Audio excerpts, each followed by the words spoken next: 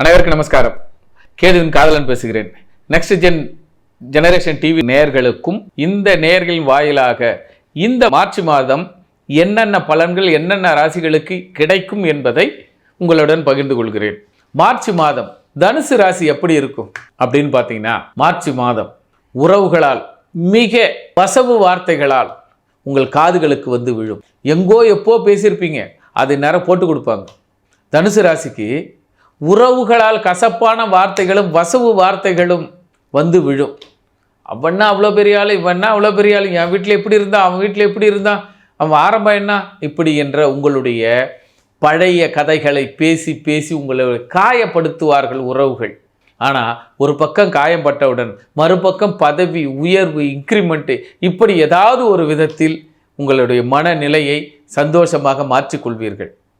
அதுவும் குறிப்பாக தந்தை வழி உறவும் தாய் வழி உறவும் அல்லது தாய் மாமன் வழி உறவும் நம்மளை ஒரு விதமான கேவலமான ஒரு சூழ்நிலைக்கு என்ன வைக்கும். யார் தான் கஷ்டப்படாத வந்தது, யார் தான் ஒருத்தர் கை தூக்க முடியாமல் வந்தது, ஒருவருக்கு ஒருவர் கை தூக்கி தான் முன்னேறி வந்தோம். இனி சொந்தக்காரன் அதனால் சொல்லி காட்டலாமா? அப்போ அசலா அத்தனை பேர், எத்தனை பேருக்கு நீங்கள் உதவி பண்ணுறீங்க, நீங்கள் சொல்லி காட்டியிருக்கீங்களா? இல்லையே. அப்படின்ற மனம் பரிதவிக்கும் உங்களுக்குள்ள. நான் கூட தான் பல பேருக்கு உதவி பண்ண என்ன சொல்கிறேன்னா, கிடையாது, எனக்கு இருந்தது செய்கிறேன், அன்றைக்கி என்கிட்ட இல்லை அவன் செஞ்சான், அதுக்காக இப்போ சொல்லி காட்டுவானா?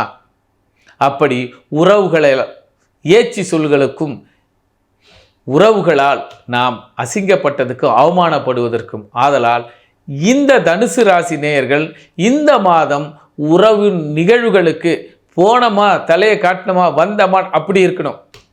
அதாவது என்ன சொல்லுவான், ஒரு கல்யாணத்துக்கு போகிறோம், காலையில் போகிறோம், முடி வைக்கிற நேரத்தில் போகிறோம், அட்சதை போடுறோம், மாங்கல்யத்தை பார்க்குறோம், அப்படியே கண்ணு வைத்த மாதிரி காதும் வைத்த மாதிரி போன இடமும் தடமும் தெரியாமல் வந்து விடுங்கள். ஏனென்றால் பல உறவுகள் உங்களை கேலி பேசும். ஏன் நமக்கு அதுக்கு ஒரு வாய்ப்பு கொடுப்பானே?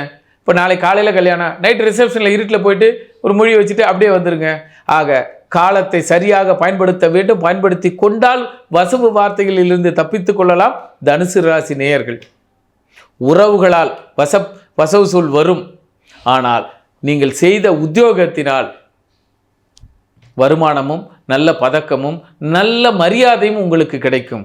அதே நேரத்தில் தங்கம் வாங்குவதற்கும் தங்கத்தை மாற்றுவதற்கும் அதே நேரத்தில் நல்ல மேல் அதிகாரிகளால் நல்ல கொட்டு, அதாவது நல்ல பாராட்டு, செம்ம டேலண்டான பர்சன் என்கிட்ட எங்கள் ஆஃபீஸில் ஒரு ஆள் வேலை செய்கிறாரு, அது மாதிரியான பேர் உடையவர் உங்களுடைய பேருக்கு பரிந்துரை செய்யப்படும். உங்களுடைய வேலைகளில் பரிந்துரை செய்யப்படும். ஆனால் உறவுகளால் உங்களுக்கு பரிந்துரை கிடைக்கவே கிடைக்காது. வசவு சொற்கள் மட்டும் கிடைக்கும். ஆக பெரும்பாலும் தனுசு ராசி நேயர்கள் உறவின் விசேஷங்களுக்கு போனமா வந்தமா இருந்துருங்க.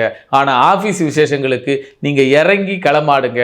உங்களுக்கு நல்ல பெயரையும் நல்ல உத்தியோகத்தையும் மரியாதையும் கொடுத்து இருக்கும்.